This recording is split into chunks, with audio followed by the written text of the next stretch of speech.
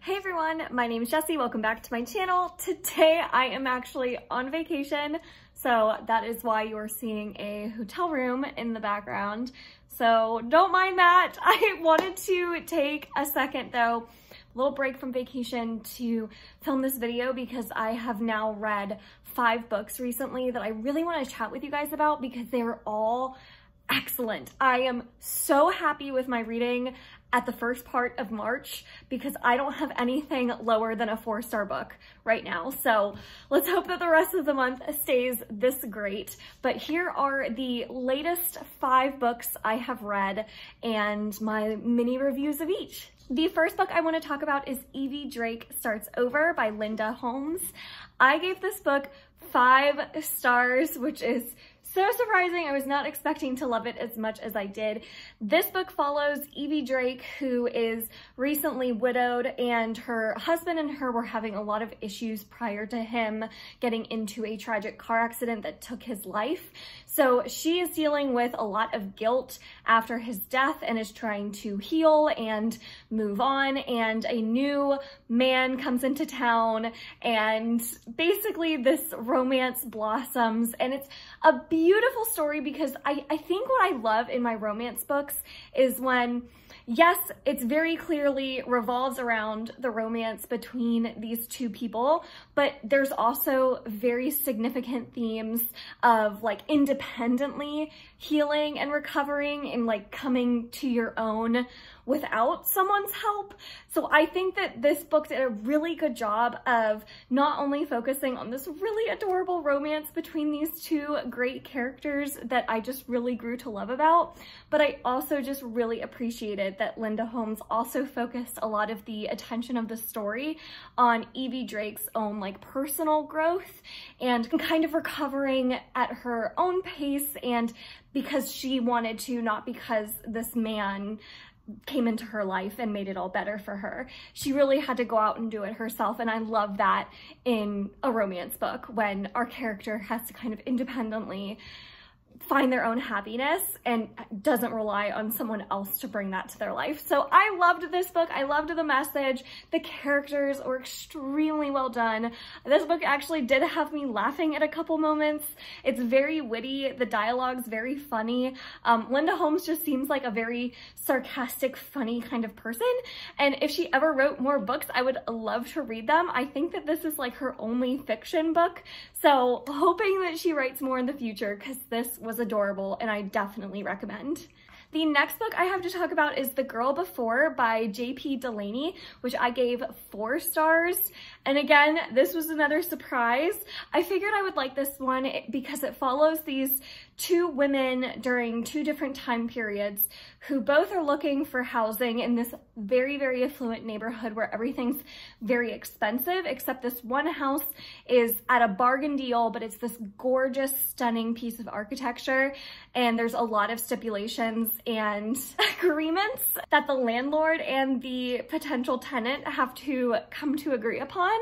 And what you realize is one of the women in this story died. She was killed potentially, and so you're trying to figure out if history is going to repeat itself, why this particular home and these women that live in this home are targeted, and very tragic things happen around this house. So I loved the whole idea of this thriller taking place around this like very beautiful home where everything seems to be paradise on the outside, but it's definitely not paradise on the inside.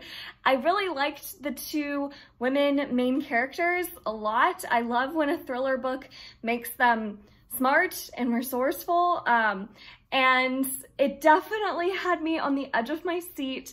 I don't think that this is like the most shocking or kind of twisty thriller, but it definitely had really intriguing characters and moments that were so thrilling and just had you on the edge of your seat. I really enjoyed this. So I would definitely recommend if you're looking for maybe more of a tame domestic sort of thriller. The next book I read was The Girl in the Tower by Catherine Arden, which is the second book in the Winter Witch trilogy, I believe it's called. And I gave this book 5 stars. Okay, so The Bear and the Nightingale was good. Don't get me wrong, like the writing was stunning. It just wasn't my usual writing style that I gravitate towards because it was a lot more flowery. It read very much like a classic fairy tale. It was heavily inspired by Russian folklore. The pacing was pretty slow in the first book, but my goodness, did that change in this second book. Even though the writing style still remained the same, consistent from book 1 to book 2, the pacing in this book and Vasya as a character just, oh my God, it just blew my mind. It was so much faster paced. Vasya as a character is unbelievable. I love this kind of romance that's going on with Vasya's character and another character that I'm not going to say. This was such a good book, and I liked that we got Vasya's family's perspectives inside this book as well.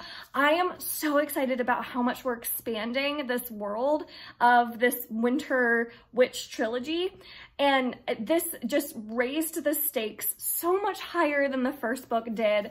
I can't wait for this third book now. I loved this.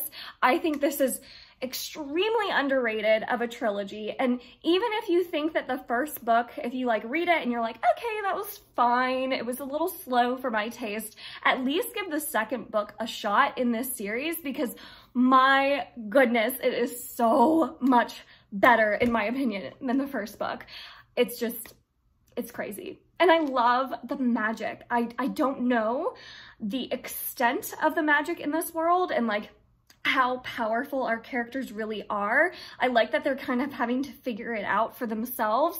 So it just makes me really excited now to read the third book and see how this finale goes, because I think Vasya is going to be a lot stronger than we assume. So very excited about this series. I am so glad. I'm loving it. The next book I read was Us Against You by Frederick Bachman. And this is the second book and final book in the Beartown duology.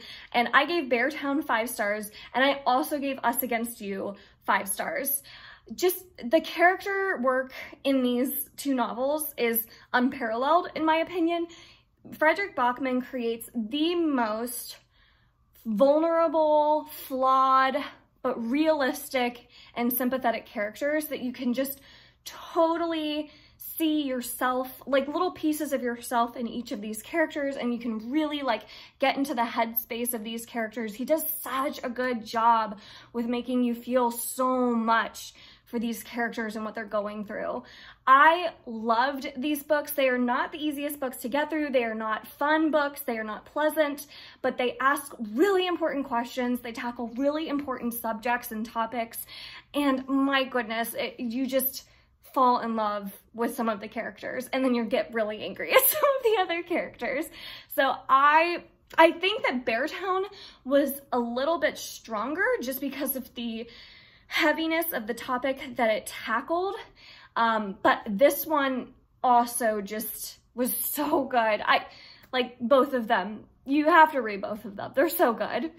You just have to be in the right headspace because they are pretty heavy. Like, they're not like fun beach reads. Definitely don't read them at the beach.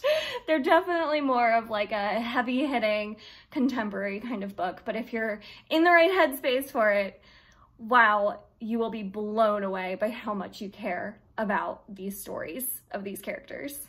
And then the final book that I read was The Summer Children by Dot Hutchison, and this is the 3rd book in the Collector series. I kind of use quotation marks around this series because each book follows a different crime, but it follows the same FBI agents that are investigating these crimes. So this particular crime in The Summer Children follows this story about someone who is going and murdering the parents of these children that are potentially being abused. So, oh my goodness, like this is very similar to The Butterfly Garden in my opinion, where the crime that's taking place is extremely horrific. And I mean, this book like triggers for child abuse to the highest extent. Like this is all about child abuse. So if you are not comfortable or interested in reading about that, this is not the book for you. But they tackled it in such a way where, like, this is what I like about Dot Hutchinson's writing, and this is why I like The Butterfly Garden as well. Even though you're dealing with these really, really heavy, depressing, sad topics, she writes about it in a way that's much more following healing and recovery themes, and also like ends it with like this hopeful kind of message where it's not like all this just Debbie Downer depressing story. It's very much about healing and surviving and overcoming these insane circumstances. And I really appreciate the hopeful tone that her books take. Because if it wasn't hopeful at the end, I don't think I could deal with these stories just because they're so heavy. So I did end up really enjoying this book, even though the topics being tackled were really hard to read about at times. And I was reading this on vacation at the beach, so probably wasn't the best beach read, but this is definitely a good one if you like more like gritty type thriller crime novels. It was very reminiscent of like Sharp Objects or Dark Places by Gillian Flynn in terms of like the grittiness of the tone. So if you enjoy those kinds of books and those kinds of crime novels, this is a really good one because the focus is much more on the strength of these characters trying to overcome these horrible tragedies. So that was the final book. I don't know if I said the rating. I gave this 4 stars. I think I said that. Yeah. So those were the most recent 5 books that I read.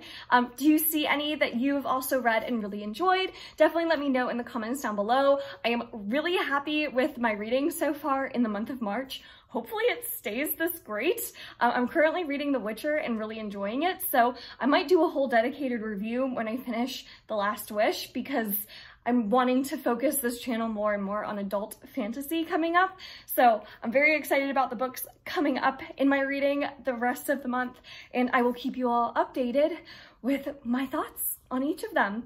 So thank you so much for watching. If you enjoyed it, make sure to give it a thumbs up, subscribe if you want to. I release new videos every Monday, Wednesday, and Friday.